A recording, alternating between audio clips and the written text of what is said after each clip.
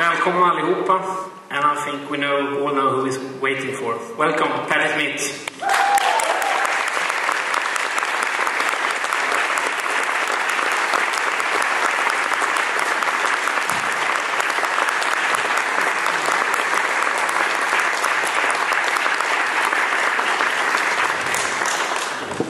Hello, everybody. I just say hello.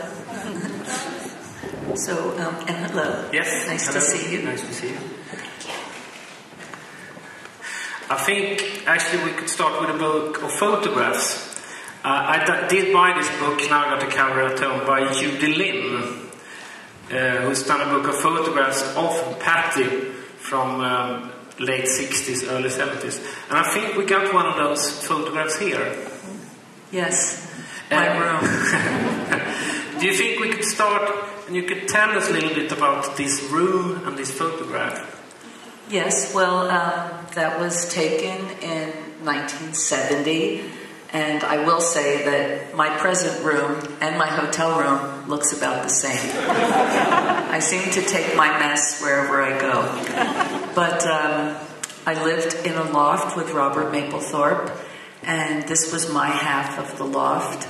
And my whole life, even now, I do everything in the same space. I sleep, and I work, and draw, and take photographs. Everything is in one space.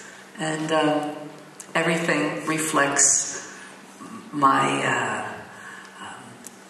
inner world as well as my outer world. My aesthetics, the things that I like, and also my very chaotic mind. Is this sound too loud? No. Okay. It's perfect. Okay. You write about that particular apartment in Just Kids. You write about a lot about apartments, but that one I think it's on 23rd Street, seemed to be very important, that period. What was your life like in 1970? Have you ever thought of performing yet then? No, in 1970, one reason it was so important, it was the first time in my life that I had a room of my own. I was raised with, there were 4 siblings in a very tiny house, and I never had my own room. And then I lived with Robert, and this was the first time that I had my own space and could make it exactly as I wished. And I was working in a bookstore, I was supporting Robert, and I really didn't think of performing at all. I was focused on writing poetry, I was reading Mayakovsky, I was, writing. Sometimes I would be in an underground play or something, but my focus was really to draw and paint and writing poetry. This is a living space, but you could also see it as a creative space, which is very important to have. Isn't it important to still keep that sort of living space or creating space, but keep it in your head? A place where you can create. Yes, absolutely. I take, Virginia Woolf speaks of having the importance of having a room of one's own, but it's also good to have a room of one's own in the mind. I have found, no matter what my situation, that my inner world, that I, always keep in touch with it, because in our shifting life, we have to stay in touch with our, creative aspect. In 1979, I moved to Detroit. I married and had children, and much of my time was taken in raising my children and making meals, scrubbing the floors, doing my domestic tasks. But I always nurtured my inner room, and so my creative source went with me wherever I would go.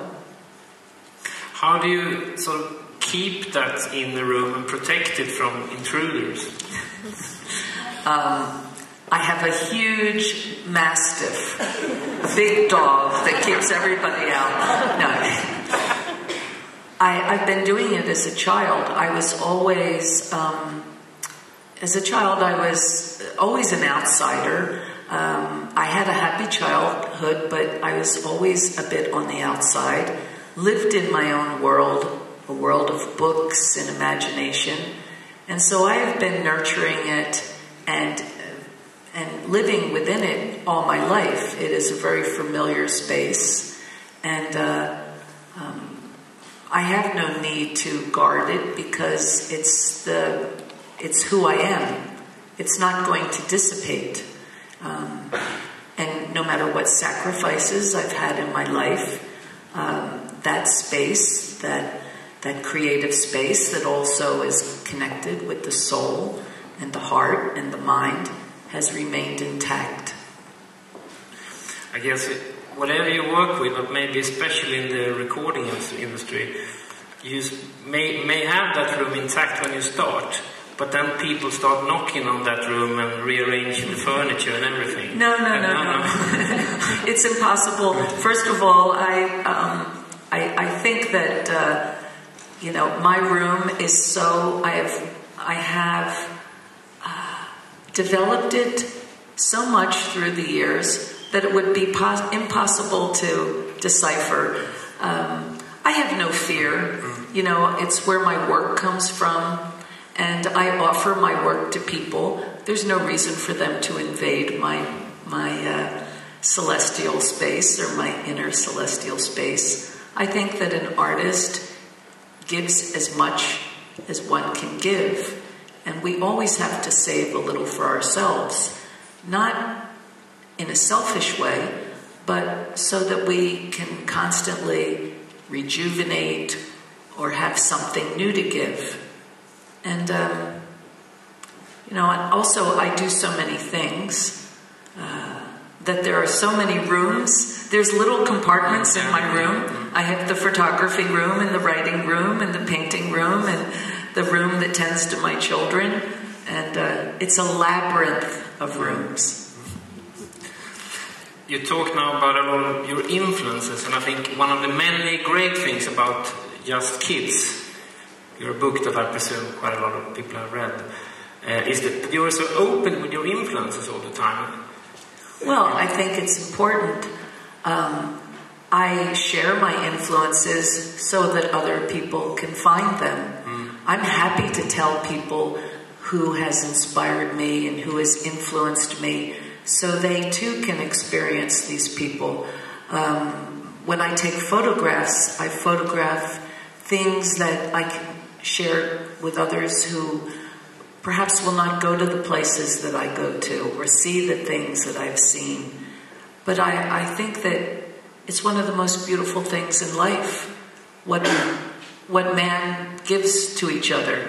The great books and paintings and songs and so many. It's like nature. We go out and nature gives us the clouds and mountains and rivers and wildflowers. And man, our fellow man, we give, our ideas. We give poems and drawings and paintings and music, whether it's Wagner or, a pop song that makes everybody happy. You seem also to say that it's okay being starstruck. People get embarrassed by being starstruck, but you seem to be, it's quite a good thing to be a starstruck. Oh, I'm starstruck all the time. Yeah. I'm so excited because tomorrow at the ceremony I will meet Henning Mankell, who's one of my favorite contemporary writers. I'm thrilled that I'm going to meet him. It's one of the things I'm really looking forward to. I can't believe that I'm going to meet him after reading all of his books, and so it's a happy part of life. I was in a hotel in London, and I got in the elevator, and one of my favorite actresses also got on the elevator, and we were looking at each other, both starstruck. And it was like I was saying, "You're so great," and she was saying, "No, you're so great." And I was saying, "No, you're so great." It's fun, There's nothing wrong with it. And I know my own worth. I'm proud of the work that I do, and I have a sense of myself. But I'm always excited and happy to see what people do. The new generation, as well as people I've admired through the decades. I think one of the reasons you were so inspiring to men when you started out, you weren't really a musician. You were more like a performer. Mm-hmm. I'm still not a musician. No. Well, I really I entered rock and roll in such a strange way, sort of politically in a way, because my first ambition was to infuse blood and new life in poetry, because I went to many poetry readings and they seemed extremely boring, and I wanted poetry to be more alive. And I invited Lenny Kaye to give me some sonic landscapes to read my poetry over. And, in time we developed, he would play 3 chords, he and my pianist Richard Soul, and I would go from a poem to fusing it with Gloria or fusing it with some other rock and roll song. And it all happened organically. But the initial reason was to make poetry more exciting. And then I felt that rock and roll was getting, over glamorous, over corporate. And then my ambition was to bring rock and roll back to its roots, to the people. But I never came into, as you said, into rock and roll as a musician. I did come as a performer. And I really haven't improved any.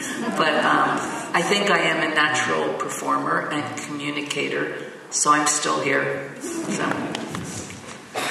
I know you played in Ireland in the sort of mid-late 70s.